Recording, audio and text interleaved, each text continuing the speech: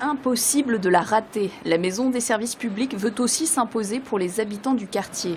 Pêle-mêle, elle regroupe le centre d'animation sociale, la mission locale ou encore le conseil général. Objectif, simplifier les démarches des habitants et les aider en créant des ponts entre des services essentiels.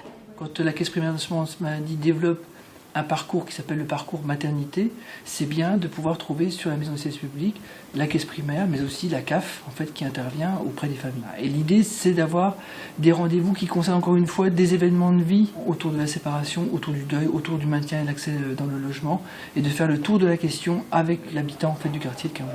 Une maison qui a permis aussi d'attirer dans le quartier des services jusque-là absents. Nous, on a tout de suite trouvé un intérêt à y participer.